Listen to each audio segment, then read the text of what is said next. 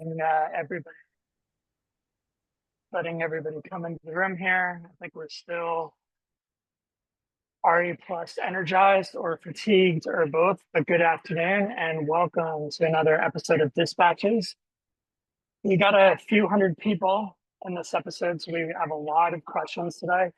This is a small topic, the shifting sands of energy finance, FEOC, safe harboring, and domestic content. I'll give myself some credit for coming up with that title. Let's dive right in. My name is Robert Cross. I'm the principal of Outfit. Outfit's a design studio. We create brands, websites, animations, we film projects, and it's all in our industry. And I'm joined, as always, by Lucas Miller. What's up, Lucas? I didn't see you at RE Plus. Yeah, I was bummed to miss it this year. Heard a lot of good things. Sounds like it'll be back in Vegas again next year. So hopefully I'll get to see everyone in the desert then. Yes. But my name is Lucas Miller. I'm a senior engineering consultant at Mayfield Renewables. Mayfield is an engineering consultancy focused on commercial scale projects, primarily microgrids and solar plus storage project development and consulting. So we provide everything from feasibility studies through permitting and construction sets. And we also do some education on the side as well, which one shameless plug on the onset here is we do have our second annual education summit coming up about a month from today. We'll be in Seattle, Washington for a 2-day event. We'll have 3 tracks of courses on microgrids, engineering best practices, and codes and standards. So we'd love to have you guys attend or check it out. You'll see a link in the chat if you're interested in learning more. And we will send a link to learn more along with the recording afterward. Lucas, what classes are you teaching or taking a part of? I'll be teaching a class on large-scale fire testing for battery systems. So we had this class last year at our first education summit on 9540A. But in the years since then, we've seen quite a few updates on not only 9540A, but some new language on potential large-scale fire tests that BESS manufacturers can look into. So we'll have a lot of classes kind of on codes and standards, testing, and listing as well. I'll be seeing you in the education summit as well. Pretty excited about that. Great. Well, let's get into it. Let's kick things off. A couple intros. We're joined by 2 amazing guests today. Really excited for this one. Some real experts in the field. Let's start with you, Alex, managing partner at GridVest. You want to introduce yourself to the audience and tell us a bit about your background? Yeah, thanks for having me. Excited to be here. It's a big topic, and we were just bombarded with questions at RE Plus, so happy to kind of reiterate our learnings and some of the things we've been sharing with our customers. So yeah, Alex Shore, I am the managing partner at GridVest. We are a battery storage distributor. We'll talk more about us, but my background's really in renewables.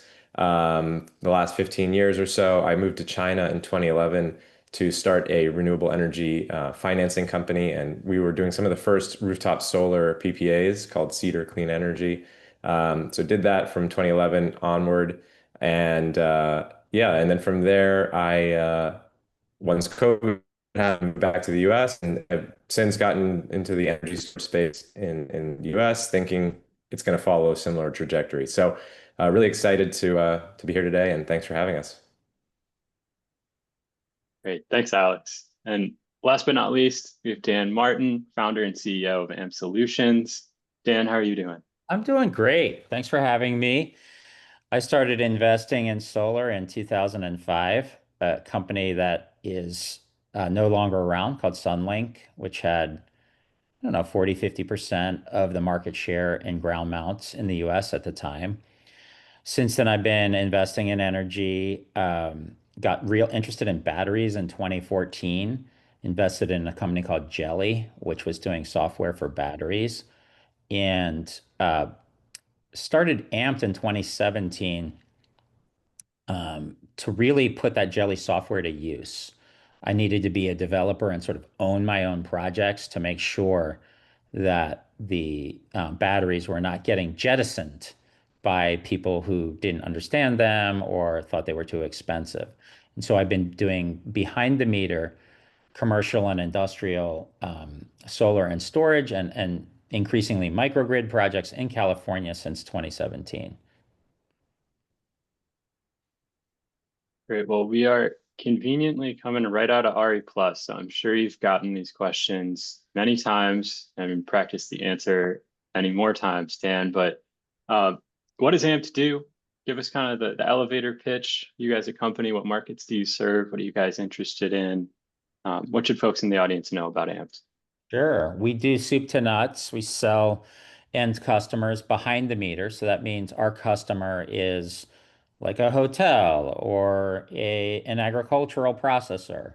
It's not front of meter where you'd be selling to a utility, for instance, and it's not residential. So those are the big three markets. We focus squarely on CNI. We've interconnected in all three IOUs. So PG&E, SoCal Edison, SDG&E. I got my start really in SDG&E because San Diego has some of the most expensive energy in the United States.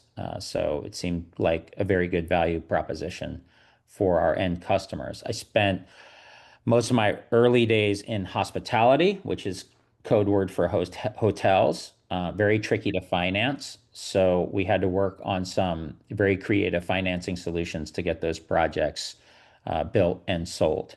And they're tricky to finance because they are franchisor-franchisee relationships typically. But my new focus is on repowering projects. So at some point today, I'll probably talk about why I love repowers so much. And it comes from having many scars on my back from taking projects, what we call greenfield, soup to nuts, from an idea all the way through to permission to operate, getting it built, financed, and then doing the operations and maintenance on the back end.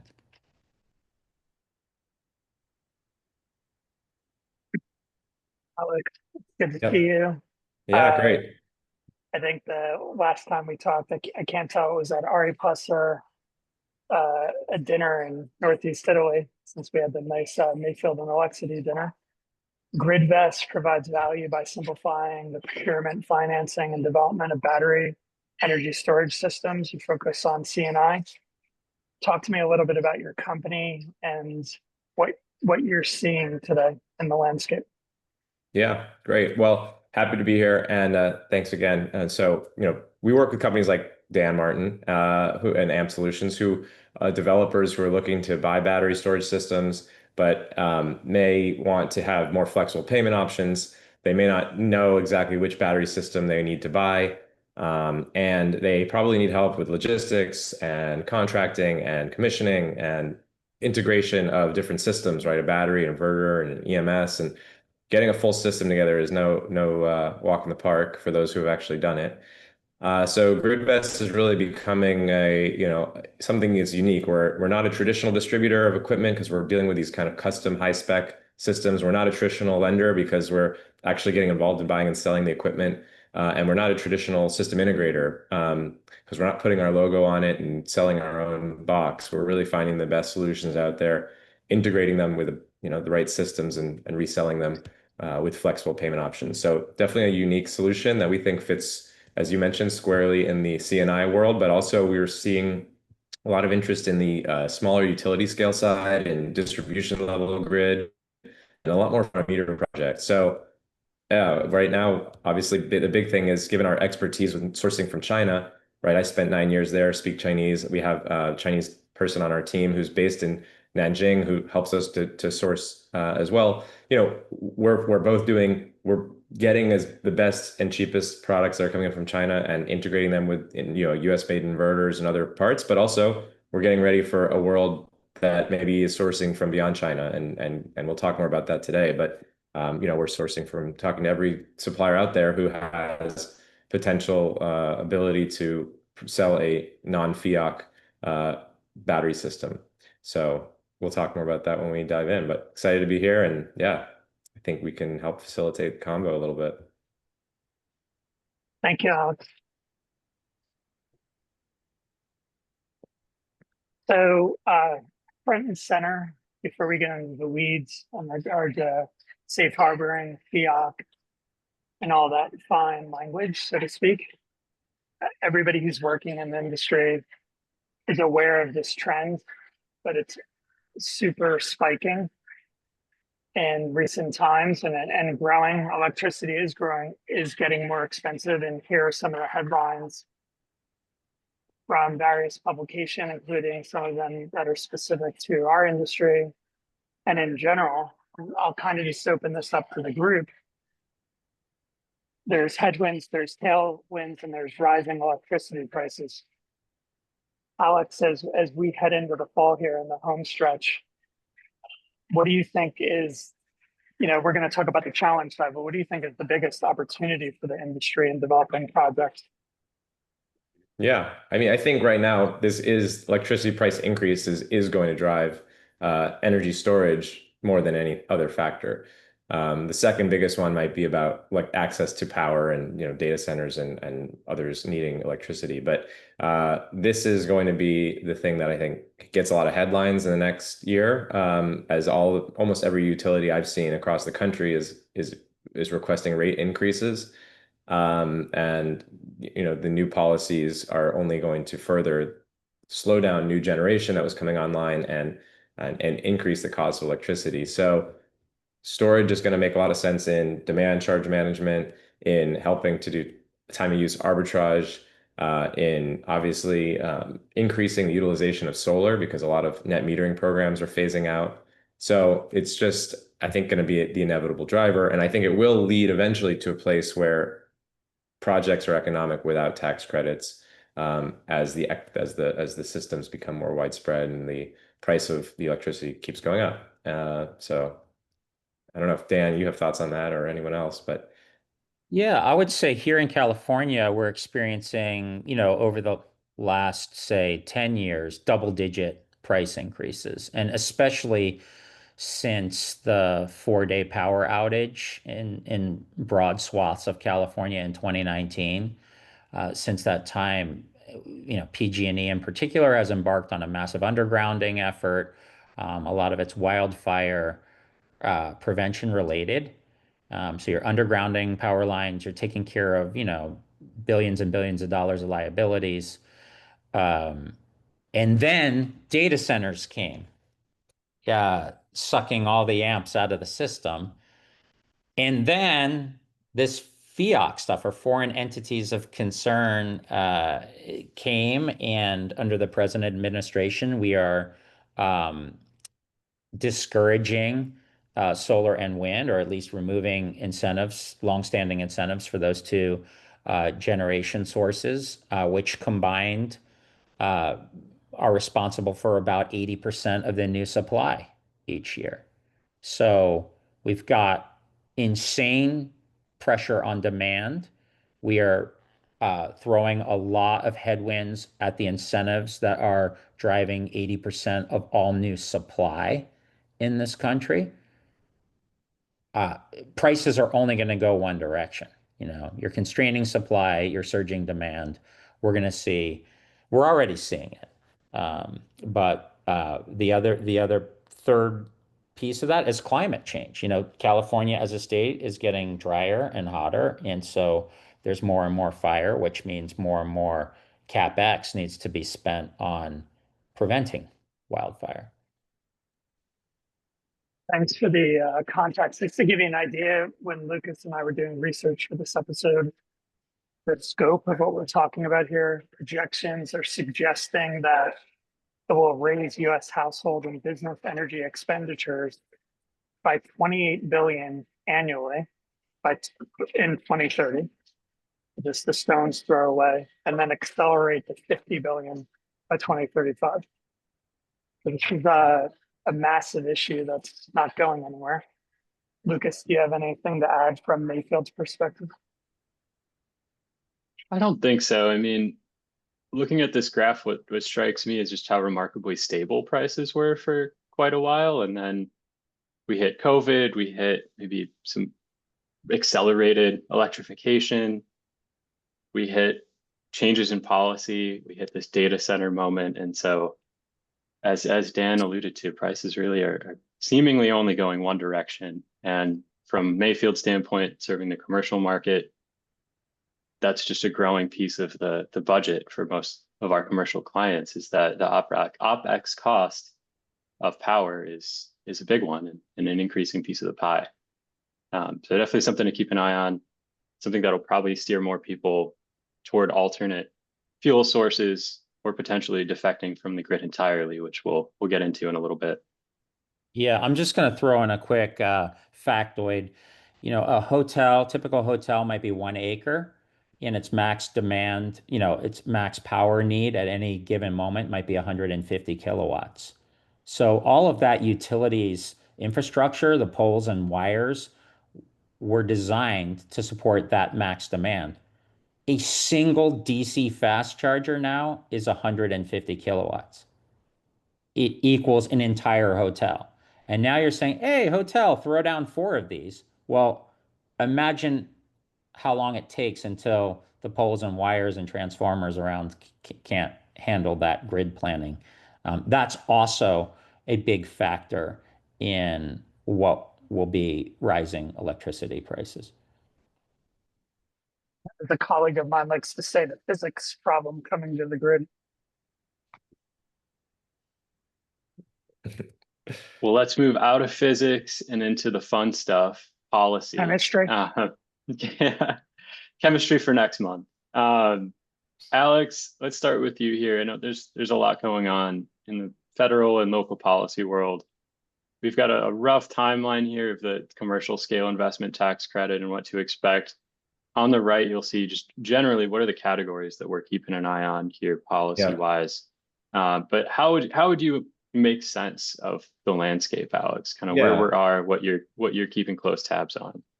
Definitely. So, and I can tell you a little bit about what we're talking to our customers about and, the message from RE Plus. So the big thing is this year is the final window for procuring batteries that would be considered FEOC from a foreign entity of concern. So 2025 is your window to lock in, and safe harbor battery storage systems that you can use for the coming years ahead. So obviously you need to have a project lined up, and you basically, if you buy the batteries this year and pay for it in full by December 31st, and you receive the batteries within 105 days of that, so around April 4th, then you basically have yourself a nice locked in tax credit. Obviously, you could do that with solar modules, or you could do it with other aspects of the equipment. Batteries tend to be the easiest because they are a higher cost item. Sometimes, modules alone might not get you above the 5%. So that's what we're basically telling our customers is if you know you have a project in 2026, there's no reason not to buy the batteries now. Obviously, one of the things we can do is GridVest can help them provide flexible payment terms in case coming up with the cash is tough. And we can store the equipment in the US as well. So that to me is the obvious answer if you know you have a project coming up. The challenge is a lot of people have projects coming up, but they don't know when their permit's going to be ready, when they're going to need the batteries and all of those things. So, and when their cash is coming in. So obviously beyond basically ordering it this year, the next step is going to be waiting for FEOC products or products that are FEOC compliant, or meaning non-FEOC entities. And there are two main ways that we're seeing that happen. Pathway one is finding US cell manufacturers, which there are some, a lot of Korean companies, as well as some US companies that are setting up shop or already have factories here. And buying integrated battery systems either from them directly or through other integrators that are buying those cells and integrating them. That's a clear way to do it. The challenge there is there's not a lot of inventory available for battery cells, and the ones that are available are already spoken for by the large utility scale players. And the other problem is that these are going to be first generation battery systems, so meaning they haven't really been tested. You also have to deal with making sure that they have all the UL certifications and fire testing. So there's going to be a lag. So even if they finish manufacturing sometime in 26, it might not be 27 until you actually get those batteries. So again, if you need them quickly, you need to probably act now. If you have time, then you might be able to wait, but you may be paying a premium. So then the question is, what's the premium? at what price does a product that is not FEOC, what is the price that you're willing to pay for that, and how valuable is the tax credit? And so that's really where I think, the big decision here for a lot of CNI and utility scale developers. And yeah, I think there are a number of ways to play that strategy. There is one third approach, which is some integrators in the US think that they will be able to meet the domestic content requirements for not being considered FEOC if they buy Chinese battery cells, but then integrate them in the US with all US steel and US equipment and components. That's to be determined if that's really going to be able to be done. I think there'll have to be some creative accounting in order to make that work, but that also may be a possibility. We just haven't seen it yet. And it's all going to be, proof will be in the pudding. And if people can actually get that figured out in time. Curious if there's other thoughts on that from Yeah, anyone else. it's a good tee up, Alex. Thanks for giving us a picture of the landscape. So dispatches is intended to be highly interactive, and our audience listens to us. We have too many questions. We're not going to be able to answer all of them, but I'm going to tee a couple of them up. This is from Leslie Stokeland, Director of Operations from SiteLogic. We're going to go big picture here. Curious about the impacts for 2026 and what strategies can be used to ease the transition. Dan, I'm going to pose that over to you. Thinking Yeah. strategy. What are your thoughts there on strategy? I think we have to balance different constraints. One is at what point do you violate your warranty with your battery supplier, right? In my conversations with some of the largest battery suppliers, they're willing to go 1 year of the battery sitting idle in a warehouse before possibly saying you violated the warranty. Most of people in my position are safe harboring modules. I happen to, because you can stick them in a warehouse and they last a really long time. I happen to do a lot of battery projects, so I am frantically trying to borrow money from people like Alex and others to safe harbor more batteries than I think I need. Some of them might not have super specific identified projects. I think that's okay as long as you can paper it up as, hey, I'm claiming this tax credit, and at this specific project location, I used this specific battery that was purchased and safe harbored in 2025. I think that will work, right? Um, Another thing we didn't talk about, or not much, is tariffs. We're expecting tariffs to hit January 1st as well, new tariffs on China. It's already at 41%. They're expecting another 17% unless negotiations, do better than they have. So, in addition to losing the ITCs, we're also facing headwinds on tariffs. Everything is pointing toward buying now. And at what point am I buying too much? Probably if I can't move that merchandise within a year. And there will still be some sort of awkward period between when the Chinese batteries we buy now run out of the warehouse and, maybe a year, 6 months to a year until the US domestic content can catch up. And I think those projects will just be delayed until that US product is available. So that's a good segue from another audience question. Domestic manufacturing, U.S. products. This comes from Brandon Williams, Director of Sales at Helene. Helene was a guest on our last episode. Alex, what is your outlook? I mean, in this case, obviously, Helene, the panel manufacturer. How do you think this policy that we're seeing federally is going to impact domestic manufacturing in our industry? Yeah, I mean, I think there's a couple things. There's also, don't forget, there's also the non-Chinese manufacturing outside of the US too, like Southeast Asia, where a number of suppliers are setting up facilities, and oftentimes more Chinese battery manufacturers are willing to take a minority stake where it will meet the FEOC requirements for being non-Chinese. So that's another wrinkle in here. But in terms of the question around US side, I mean, it's definitely going to drive more US manufacturing. I think the issue is I think it's going to take longer than we might think in order to get that ramped up. So by 2027, I feel pretty confident there will be a steady supply of US made LFP, whether that's through joint ventures where Chinese companies are minority stakeholder, or through US, Korean battery manufacturers, or through US standalone companies that are being set up right now.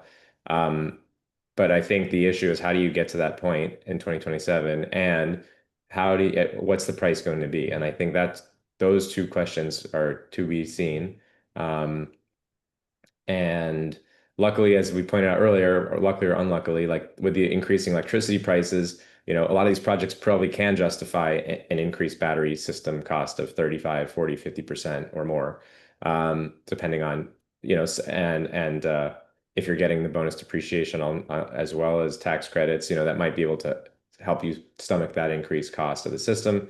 But again, I think the key is you have to be flexible on your timeline because it's just going to take longer than anyone tells you it's going to take in order to get those systems to be ready, tested, approved, and deployed, especially for CNI scale. If you're buying 100 megawatt hours or more, I think you have a much better shot of getting FEOC compliant products in 2026, as most of the manufacturers are going to want to sell their supply in large volumes, or the integrators who are selling their systems are going to also want to do that. So um, it's a tough one, and again, maybe there will be some unknown. Maybe there are a lot of manufacturers that we don't even know about yet that will be announced soon.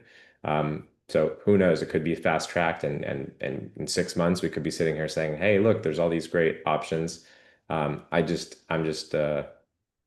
skeptical that it will be that quick. Yeah, we actually just got a question from someone in the audience on that exact topic, Alex. What are the biggest hangups that won't be sorted out further until IRS or Treasury guidance comes out? So how much of this is firm and fixed, and how much is in flux? That's a great question. I think that's a great point to keep in mind is that even as we've seen, even when things are set, things change, especially if the industry gets vocal enough. So I do think there is a scenario here where through advocacy and through just kind of pushing the administration and maybe petitioning the IRS, there may be actually some leniency or additional kind of flexibility potentially incorporated in this around what's considered FEOC and what's not. And the dates that these tax credits, there could be extensions like we've seen with the tariffs, right? As soon as there was a tariff increase to 145%, and then a month later there was an extension of or a pause of that. So it's not beyond what's possible. I just can't, I wouldn't bet on it necessarily. But yeah, I think a lot of that's the other problem is that you can't really be certain about especially when you're dealing with like a more nuanced situation, like an integrator that's maybe using a Chinese battery cell. There's going to be a lot of clarifications, I think, that come up between now and middle of next year that may or may not make those viable. It may make it easier where like you can definitely do that, or it may make it more complex. But those are the things where we have to kind of wait and see. And it is really challenging. The biggest theme, obviously, is just the uncertainty factor, and that's the thing that frustrates markets in every market. If you create uncertainty, it actually is much more difficult than having a worse clarity, but having a worse situation. So at least that way you can take action and start finding solutions. So that's the best I've got on that. I like to follow the money, right? If you can make a US lithium iron phosphate or LFP battery, you get a 30% investor tax credit, which is on the books for a long time. The administration did not change the ITC, phase down times for batteries. And you get a 10% domestic content adder. So that 40% ITC applies to the entire installed cost of the battery. So if a typical installed cost system is $700 a kilowatt hour, I'm just, ballparking, 40% of that is $280 a kilowatt hour as your ITC if you have a US supplier. Well, that's more than the entire cost of a landed Chinese battery, even with very high tariffs. So we've set up a massive a Great Wall of China, or Great Wall around China in terms of the tariffs as well as these tax credits that are really encouraging domestic manufacturing. That's why I think we will rise to the occasion of providing good products. We have companies like Core that are doing it. We have Tesla, of course, longstanding battery maker in the United States. We have Chinese companies talking about licensing the LFP technology, which ironically was invented in the United States and is now coming back to the US. The Chinese have really perfected it or taken it many, many steps further. But it's the car manufacturers that are driving this. So, the Fords, the GMs will be encouraging that technology transfer to the United States. And I think the administration will be in favor of that, that this is what we want, domestic manufacturing. And we want this technology here. And we have the both tariff and ITC incentives to make it happen. But like we said earlier, there's just a certain amount of UL testing and product, integration. Product integrations are really hard, and it's going to be they won't stick the landing. There will be several problems with the first entirely US made product, but hopefully we have something, back half of 2027. It's just going to be a dearth of product availability, I think, for batteries in the first half of, say, 2027. We're going to be burning through our stockpiles of it in the United States, and there's not going to be sufficient US product. There might be something like Alex is saying from Thailand or Indonesia or somewhere else in Asia. I don't know if they can move faster there. Well, we're already over halfway through our time. We have a lot more to cover. There is one other piece on here that I do really quickly want to toss to you, Dan, and that's accelerated depreciation. We have seen some changes in that language in the most recent federal policy. Can you give us just a really quick explainer of how to think about depreciation in these projects and what those changes are? Yeah. So, uh, in the first Trump administration, we had 100% bonus depreciation. Everyone was super excited about that because you could depreciate the full value of any equipment you purchased in the first year it was placed in service.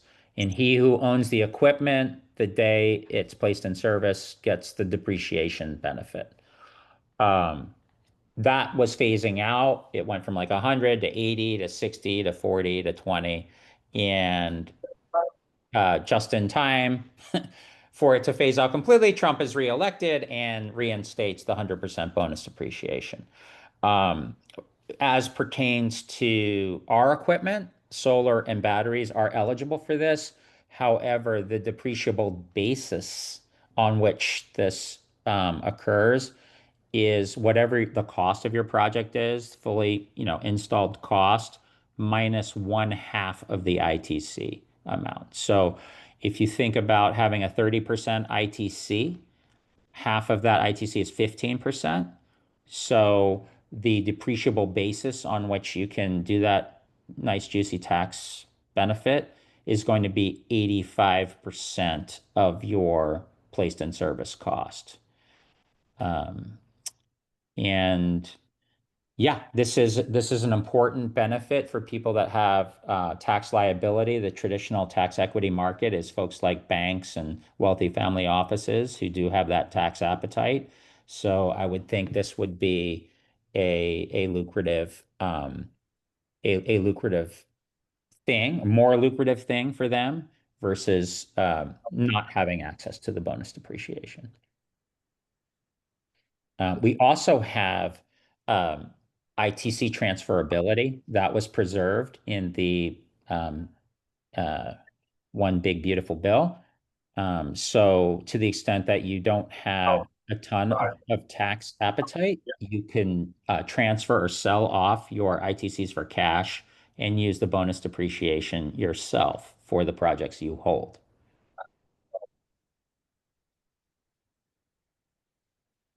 Lucas, I'm going to put you in the hot seat. Hopefully, no thermal runway here. Mayfield Renewables provides consulting engineering, focus a lot on BESS, microgrids. We've been working on value stacking for CNI quite a bit. Walk us through this slide a bit in Mayfield's perspective. Yeah, so we aren't financiers. We aren't going to tell you which battery to spec for a project, but what we'll do is tell you how big the battery needs to be and what functions it needs to provide to meet the goals of the project. So oftentimes that's tied to a feasibility study early on in the project, where part of it may or may not be a 30% design deliverable along with battery sizing specs. We'll also look at what programs could be available in your region. This is super variable at this point, highly local, mostly utility based. What we see on the left here is one example from a hypothetical project where we determined we needed about 798 kilowatt hours of BESS capacity to meet a resilience target. So let's imagine it's a grocery store, needs 24 hours of offline power capability. We'll spec that they need roughly 800 kWh for that. And then look into, okay, in that utility program or in that district, there are programs available such as demand response, time of use arbitrage, peak demand shaving, et cetera. And does it make financial sense for us to leave some capacity headroom to participate in those markets or services to provide additional revenue from our battery system? So a trend that we're seeing is, historically speaking, batteries were mostly desired for resilience, still the case today. But as utilities are catching up to how functional these batteries can be as a grid resource, there are more and more programs that the batteries can plug into to provide additional dollars and cents to the system owner beyond however they're valuing that resilience. So that's what we're getting at here really, is just specifically on the battery side, on the project side for a commercial owner. Rising electricity prices are certainly going to push people toward a resilience scenario. But on top of that, there may be even more ROI to a project than they expect if there's room to increase the size of the battery a little bit and participate in some local markets and local grid services. Thanks, Lucas. I'm going to have a little bit of a follow-up question for you, or some of our own internal dialogue. Mayfield doesn't do system architecting, right? But where do you think you guys come in regard to system components and designing a project? I mean, like I mentioned, we will never say, hey, you need to use this brand of battery for this project. If requested, we'll look up some similar projects we've worked on and provide a list of options that we're familiar with. And with those options, we're always going to be familiar with the balance of system as well. So helping to put together a rough order of magnitude budget and list of supplies required to design and install that system. But there's always a handoff. It's always a collaborative effort between us and the developer working with their suppliers to determine what's actually possible. And that is something that we've run into recently with these supply chain shocks, is particularly modules, where we've designed systems, they've gone through permitting, but the developer can't get that module anymore. So now we have to go back, update the design. Maybe that makes the modules heavier. We have to redo our structural analysis, get the design stamped again. So it is kind of a give and take. It is collaborative to some degree. We'll help make sure everything is sized appropriately and NEC compliant. And then we'll work with the client to figure out what they can actually purchase in their market at that time.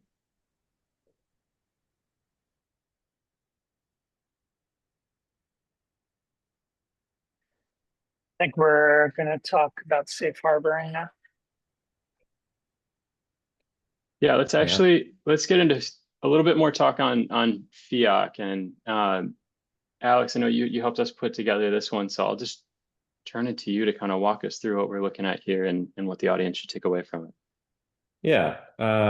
Thanks for showing this. And this was a lot of this data is from our friends at AmperGrid, but they pulled that chart together. But the main thing to note, and I think there's some questions in the chat around the, first of all, the 5%, that's separate from this slide. There's this question around, what aspects of a battery purchase fall under the 5% safe harbor requirement. And obviously there's, safe harboring or physical test of construction. Those are the two main ways to safe harbor equipment.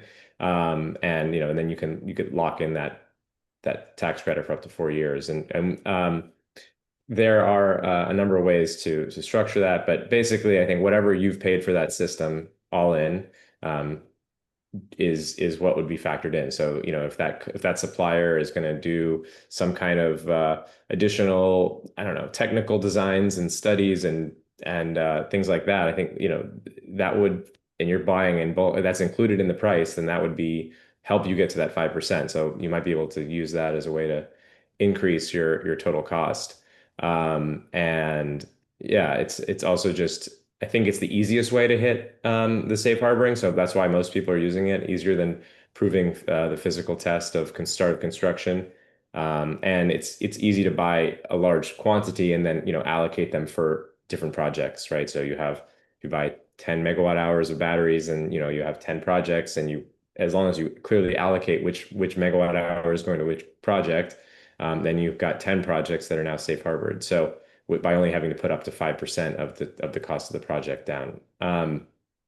So anyway, that's that. I just wanted to answer that question quickly. But with regards to this goes back to what we talked about the US integrators, and are they going to be able to basically hit FEOC compliancy, or having products that are not under the FEOC label by buying foreign or mostly Chinese battery cells and then integrating them domestically. And what this chart on the left shows is the percentages of basically the weight at which each component is being weighted when it comes to foreign entities of concern. So, or PFE is another term that falls under foreign entities of concern.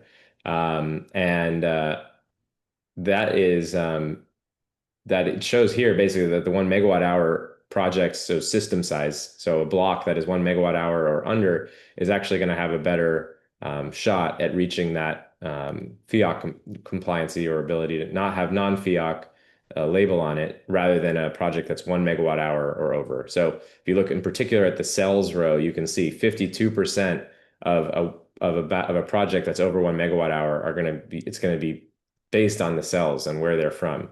Whereas under 1 megawatt hour, it's only 26.9%. So that is the big number to look at on this chart here, which really shows you, again, larger than 1 megawatt hour projects, it's going to be much harder to reach that compliance. So that's really the main message here. And the opportunity for assembling these systems in the USA, it might be a challenge to rely on, but at the same time, under 1 megawatt hour has a much better shot. So that's where at least there is a little bit of a reprieve for the smaller CNI side. Yeah, I would add that fire code is pushing things in that direction as well. The larger systems are containerized, 10-foot, 20-foot, 40-foot containers. But we've run into some issues permitting them in California, where the codes are getting tighter and tighter. When faced with a choice of, do I want say 400 kilowatt hour batteries or 1.6 megawatt hour battery, we tend to side with the smaller footprint anyway for fire reasons, and separate them by 10 feet each. It also is a more resilient project in that if you lose one battery, you lose one, not the entire site. So these FEOC things will ripple through into sourcing, but also format of what you're placing at the site. Yep. Alex, can you give us kind of a quick overview of your understanding of the cell supplier market? I think a lot of people assume that most or all cells come from China, but there are large players in other countries like Korea and Japan. So how true is it that most of these will come through China versus other countries, or how malleable could that be? Well, again, I think there's the LGs, the SKs, like Korean and Samsung, Korean companies like that. There's our Next Energy is a US LFP cell manufacturer. There's some that are kind of like AESC. There's some others that are kind of like potentially domestic as well. It depends on the ownership, I think. And how they kind of, if some of these Chinese manufacturers may also sell if they do have a domestic manufacturer, or sell, at least they have only a minority stake. And then there are obviously, like we said, all there's Southeast Asian opportunities and European manufacturing as well. A lot of countries manufacture in Hungary battery cells. So again, if they can get away from the ownership piece, which is a big part of the FEOC, that meaning that they sell parts of their majority ownerships, then there may be an opportunity for all of those companies to step in with cells that would fit. And a lot of the big integrators, one of the big Fluence, for example, has been signing a lot of big partnerships with companies around securing supply, and there's many others, and that they're going to have those large container scale solutions with product that is not labeled as FEOC, and they'll be able to do that. But again, they're buying in the 100 megawatt hours and more, rather than a customer who needs a megawatt hour here or megawatt hour there. That's those smaller projects. Again, that is where maybe the integrator, this buying Chinese cells and integrating the US, may have a better chance, based on the slide here where you can see. And again, just so it's a little confusing, but just so you can understand the percentage. So you really are trying to get to be 55% of that is coming, the maximum of 55%. Or if you want the inverse of 45% from the battery side, 55% domestically. So, and then for solar and wind, it's even more. So that's really where you're trying to, play that game of where do you source your components. And then also there's a way to weight certain things, meaning if you buy really expensive US steel, well, that's going to weight the container or the cabinet to be much more expensive. And so they can also get around some of those restrictions that way. But again, it's just not a guarantee that assembled in the USA is going to give you a product that meets FEOC compliancy. And a lot of the suppliers are not necessarily going to be that forthright. It's really hard to get a manufacturer to give you exact materials, exact. And so Dan mentioned a big part of this is going to be about, the compliancy part and the audits, and how are you auditing your suppliers, and how are you validating that what the bill of materials is, and are you then going to go, do your own third-party inspections to verify that what your suppliers are telling you is correct. So it's tough. And I think even the biggest names right now, some of them will say they're definitely going to have products that will meet the requirements, and then some of them will tell you beyond. I think, well, they'll say, I don't know, waiting for more guidance, for later in 26 around what does it really mean for the manufacturers? Yeah, it's really hard to get a letter from the manufacturer that says, I am FEOC compliant. Like, the best you tend to do is get a statement that, 55% of our costs are from, non-Chinese, suppliers, or something like that. Haleen, who's on the call, had an earlier question. They're really great because they do open book, and they show you, the percentage of each component. The challenge with batteries is similar to the challenge with solar panels, which was we didn't have solar cell manufacturing in the United States, just like we don't have battery cell manufacturing to a large degree in the United States yet. And because the cell itself is like about half of the bill of materials, it was really hard to get above 50% domestic content for solar panels. Now that's starting to change. We've seen some very creative strategies on the developer side of blending in, like Suniva cells. Suniva is a US solar cell manufacturer, where they will have the same bill of materials but blend in some panels that are 100% domestic content, or very close to 100% domestic content. It remains to be seen whether you could say, do the same thing on the battery side, where it's like, okay, we're going to use the same, I'll just pick on CATL or BYD. We'll use some Chinese uh, cabinets that have Chinese cells, and then to round out the entire project, we'll have the very expensive ones that are made in the United States. I don't know if this is an example of policy guidance that we're missing. Will that be possible, or will it be on a battery cabinet by battery cabinet basis, Sure. to be determined? Yeah. Yeah. Well, I do want to keep us moving just in the interest of time. We've got a couple more left here, and I'm going to start with you here, Dan. So pivoting to safe harbor specifically, you mentioned you're looking at actively buying a bunch of batteries from Alex and putting them into safe harbor. Can you walk us through the difference between storing batteries versus PV modules or other power electronics? Yeah. They're module they're palletized. They're a lot easier to store for longer periods. A battery um, can lose its state of charge. I've had very good luck. There's been a lot of sort of like, oh, it's gonna have this terrible thing. I've had good luck with storing batteries for a long time, but many manufacturers don't want you to do that. It's considered a perishable product and it needs to be energized.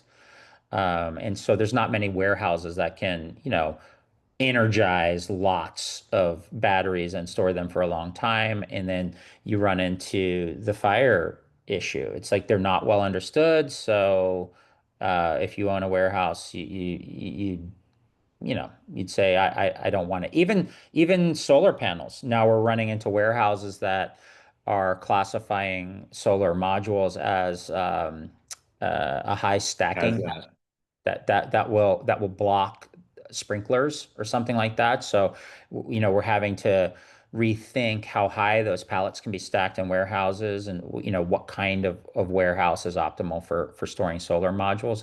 But the largest developers are safe harboring many hundreds of megawatts of solar panels now because they're thinking about their workflows, and they're trying to have enough product that carries them between the end of 2027 when ITC runs out and all the way through the end of 2030. So they're really trying to get 3 years worth of product in those out years for safe harboring purposes. And they've already placed their bets. They placed their bets before July 4th of this year.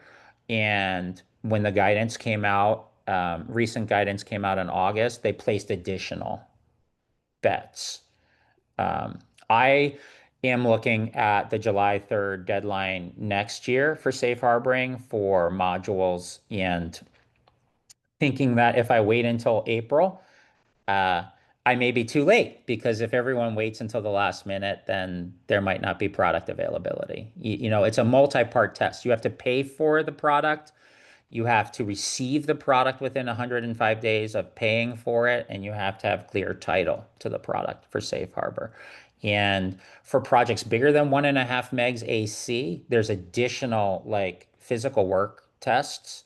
90% plus of what I do is under that threshold. So I'm reliant on the pathway that allows you to do 5% of the cost of the eventual project. You have to be mindful that these projects are stepped up when they're sold. So whatever your cost is, you typically sell it for more. And the sell it for more part is the basis for which that investor tax credit is determined. So you can't think about, oh, it cost me $2 to build this project. You have to think about, I plan to sell it for 4, therefore I need to safe harbor 5% of $4, right? It's a much bigger number. So 5% is not the right number. You should be safe harboring 8% or 10% of what the eventual cost is, or sale price of your project will be. And that's a lot. It's a big ask to walk across the desert and pay a high interest rate. Interest rates now are very high. and you've got to carry that interest rate for multiple years, you have to think about, is it worth it? Is it really worth that extra ITC to borrow money for that long? And for me, it is, I'm in the solar business, I need solar modules, but maybe it's not for other people. One thing on that, Dan, that we're trying to do, is as you know, is in addition to providing financing directly, we're trying to integrate financing into the purchase so that it's not, just an interest payment you're having to pay. So, we can provide financing inherent or built into the cost of the system, and we can decide if you need 12 months, 18 months. That's kind of the time window we typically focus on, but we probably could go up to 24 months. But that at least would prevent you from having to have like this monthly interest payment, and what you're paying up front, and it's integrated into that cost. And also there was a question, Dan, around do you need to have an executed contract and pay and have receive and make full payment? And I think that's the other catch, though. You can't, there is how do you see that piece playing out? I mean, there's a couple questions in here about it. My understanding, and I'm certainly not a tax expert, is the money needs to be wired out by the end of this year, right? If you're buying Chinese stuff, the full amount, it must be under a non-refundable contract, right? The contract needs to say you can't, change your mind later. And then there's a grace period of 105 days, like 3.5 months, to receive the product. In warehouse. That's my understanding of it. There's a question about, do soft costs count? I think if you're safe harboring under the 5% rule, as long as you can tie those like design and engineering costs, like permitting costs, to that specific project, they would be includable for projects under 1.5 megs AC. Um, but they're specifically excluded for larger projects. They really want to see boots on the ground, columns being, placed for those physical work tests. As you might expect, we've run out of time today. We're gonna go to the key takeaways.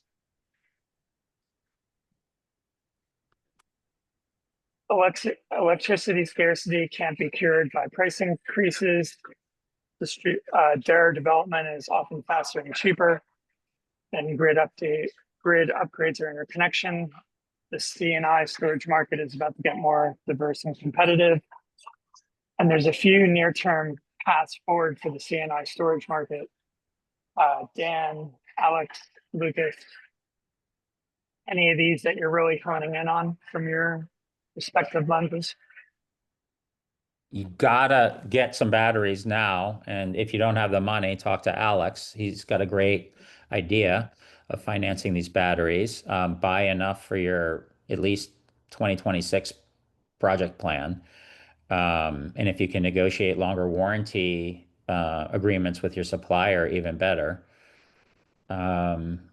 And then I would say probably makes sense to store some panels as well. Less urgency on that because there are a lot more options of non-Chinese panel manufacturers. Inverters, I've been burned safe harboring inverters because UL standards change often on inverters. They're less likely to change on modules. So I probably wouldn't get too many inverters, but certainly some would make sense. Alex, Yeah. final thoughts before we wrap? Yeah, especially if you're going to use them soon. Yeah, I think for me, it's really just about looking at the new emerging opportunities, especially as I said, CNI I think is going to be really exciting because it's much more driven by the fundamentals of the electricity price underlying that commercial or industrial building. I think, again, I see a world of eventually, I encourage developers to retool their business model for a world without tax credits, because if that's possible, you'll be able to get really, really economic systems that work well and are proven. And you won't need to worry about the insurance on your tax credits if you lose them later, or all of the challenges that really come up with developing projects based around tax credits. And Also, that kind of goes to, for us, we're looking at a lot of the customers who are building projects with or without tax credits, like we have here at the bottom, the power insufficient customers and microgrids and some customers who we're talking to who are actually going completely off grid from the beginning of a new CNI construction, meaning they're not willing to pay for the AC line connection and they rather just put solar and storage in their building and basically have their own little microgrid. So. And then the last thing is, yeah, just moving quickly right now. If you do decide you want to go forward, you basically have a 1 month window to place orders and, let's call it 1 to 2 month window, I think realistically, because there's actually a huge shortage in battery supply right now. The battery cells, the 314 amp hour cells are incredibly hard to come by. And so in order to actually even get equipment delivered within the time frame of that 105 days post December 31st of this year, you've got to move quick and you have to have, partners that basically can get you fast track to supply. Like, again, that's where we use a lot of relationships. It's challenging to find battery systems right now because of the demand. So those are a couple of final closing thoughts and yeah, hopefully that helps. Lots of great material today. Thank you both, Dan and Alex, for joining us. Thanks to everyone who tuned in. We've got some contact information on screen, and we'll share this recording with everyone who registered. So Dan, Alex, Robert, thank you all. We'll see you next month. Thank Thanks you so so much. much.